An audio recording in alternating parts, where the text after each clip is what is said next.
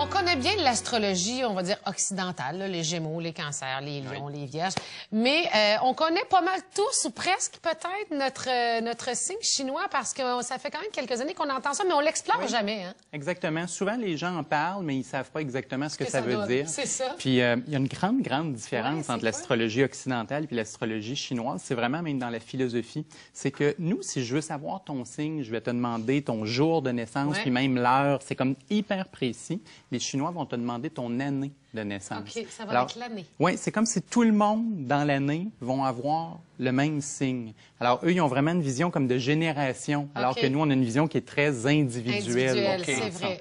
Alors, il y a pas non plus de planètes ou de constellations. Il y a tout simplement 12 animaux qui représentent 12 périodes, donc des périodes comme des années, des saisons, des jours, des mois. Et puis, ils vont pas regarder le soleil, Mercure ou des choses comme ça, ils vont juste regarder la période. Et est-ce qu'il y en a un qui est plus vieux que l'autre? Je dirais que l'astrologie chinoise est peut-être un peu plus vieille que l'astrologie occidentale, mais c'est deux systèmes qui ont quand même quelques milliers d'années d'ancienneté. Avec lesquels on va aller chercher le même genre d'informations qu'on peut trouver dans notre astrologie à nous? Oui, tout à fait. Ça va décrire un peu le caractère et puis qu'est-ce qu'une personne devrait faire pour être heureuse dans sa vie. Oui. Bon, Alain qui est né en 1961. 61, il est... Qui est une année bœuf. Bœuf! Ou buffle. Là. Vous allez retrouver les deux termes, le bœuf ou le buffle. Ça, c'est intéressant parce que ça nous fait découvrir peut-être une facette d'Alain qu'on connaît un peu moins. Parce que le bœuf, c'est un animal dans l'astrologie chinoise qui est extrêmement sérieux, pragmatique, concret, travaillant. Puis moi, ce que ça me disait, c'est que, OK, derrière le côté un peu des fois fanfaron d'Alain, puis à gauche et à droite et tout, il y a beaucoup de travail derrière ce qu'il prépare. Il y a beaucoup de sérieux derrière la préparation. Oui. Ça, c'est très vrai. Puis, en même temps, quand on va chercher le mois, parce que c'est là où l'astrologie chinoise, comme notre astrologie, va chercher des nuances en allant chercher d'autres choses, c'est qu'on trouve le lièvre dans le mois de naissance. Et là, on va reconnaître plus Alain parce que le lièvre est associé à un côté très joueur, les jeux de mots, le plaisir, aller à gauche et à droite. Mais aussi, ce qui est intéressant, c'est que les Chinois disent que c'est le signe qui a le plus de compassion et que c'est un signe qui est tourné vers les œuvres de charité, les choses comme ça. Donc, il y a un côté aussi empathie. Et le jour d'Alain est un jour tigre. Et le tigre ajoute un côté charismatique, donc là, il va être content. Il est charmant. Il y a un côté charmeur, mais aussi... Il a son petit sourire en coin, le tigre, les Chinois disent que ça serait un signe royal et il travaille fort pour gagner sa couronne, mais après, il travaille fort pour la garder, la couronne. Et Alain est un exemple de quelqu'un qui dure dans le showbiz québécois depuis longtemps. Ah, donc, ce serait de cette façon-là que ça s'explique? Parce que moi, je pensais que l'astrologie chinoise, elle existait juste quand tu allais en Chine. Mais c'est pas ça du tout. Là. Ça veut dire que c'est bon partout. Non, ça s'applique ici aussi. On va t'adonner ta couronne. Oui.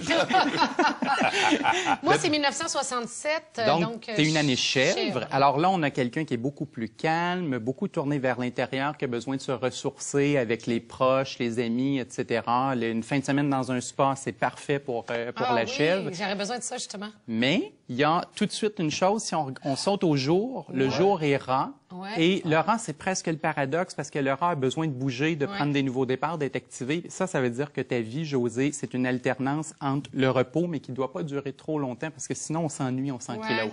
Et puis là, tout d'un coup, on est dans le rond, on a besoin de repartir la machine, d'aller de l'avant. Mais le serpent m'inquiète, là. Ben non, le serpent, c'est un bon signe. En fait, il y a plusieurs choses. Premièrement, c'est un signe qui est intuitif. Alors, c'est vraiment l'intelligence du côté de l'intuition. Ça, c'est intéressant. Mais en plus, il y a une légende, Alain, je pense que tu vas trouver ça intéressant.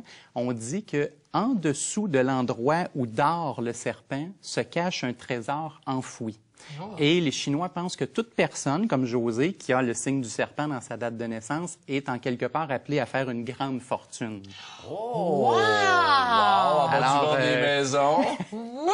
J'aime bien entendre ça. Je vais t'en partager. Je vais le partager. J'espère. J'ai ma couronne. Le langage de l'astrologie chinoise, justement, est rempli d'images, de couronnes, de trésors. En fait, il y a un autre signe qui est associé, que vous n'avez pas dans vos dates de naissance, mais l'autre signe qui est associé à la fortune, c'est le dragon. On dit que quand il tousse des perles. Et je sais pas comment dire ça à la télévision, mais quand il évacue par le bas, c'est des pièces d'or. Ah, mon Dieu! Alors, il est associé à la richesse. Au Québec, on dit qu'il est mardeux, mais je ne t'en fais pas. Moi, j'avais une autre expression, mais il va le couper si je le dis. Je vais le dire, puis il va le couper, OK? Je suis pas de... c'est ça.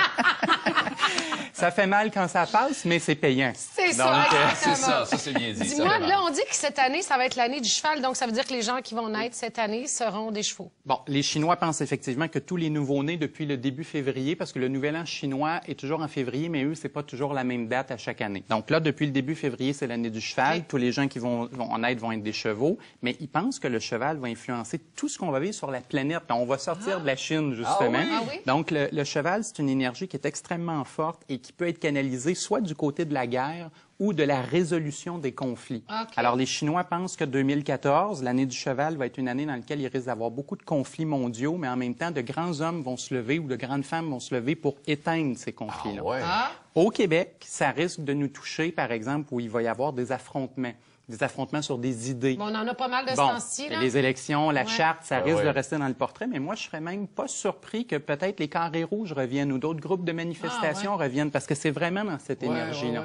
Okay. Et je pense que la façon la plus positive de le voir, c'est sur le plan individuel, parce que le cheval veut dire qu'il y a une solution à tous les problèmes à la condition qu'on se relève les manches. Donc, sur un plan individuel, le cheval veut dire s'il y a des choses qui traînent dans ma vie, s'il y a des gens ou des situations qui ont trop duré, c'est le temps de relever mes manches, c'est le temps de m'activer, de donner un bon coup de barre, d'agir, parce que le cheval va m'accompagner dans la résolution puis dans la victoire sur les difficultés. L'erreur à faire dans l'année du cheval, c'est de balayer les problèmes sous le tapis pour faire semblant qu'ils sont pas là. C'est pas une bonne idée. Il faut les regarder en face. Ah, mais c'est intéressant, ça. Et pour les gens qui ne connaissent pas leur signe, comment on peut trouver ça? Bien, le plus facile, c'est que j'ai mis un document sur mon site Web. Donc, ça fonctionne avec les années. Alors, sur le document que j'ai mis sur le site Web, les gens vont trouver un tableau dans lequel il va y avoir la liste des années et le signe qui est associé.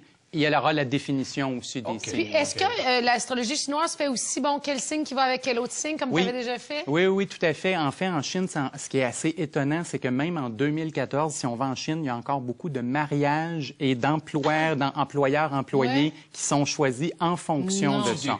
T'es sérieux? Non, c'est très, très sérieux. Il y a des mariages qui sont choisis sur cette base-là, ou à tout le moins, il y a des mariages qui vont être refusés sur cette base-là. Mon Dieu! Et sachez que vous deux, avec le bœuf et la chèvre, surtout avec la combinaison du serpent pour José, vous êtes considéré comme un couple, entre guillemets, professionnel qui va apporter beaucoup de richesse et beaucoup de succès à toute entreprise parce que vous êtes capable de bien fonctionner en équipe. Oh, on va demander une augmentation! Elle a son sac de perles, puis moi, je suis prête.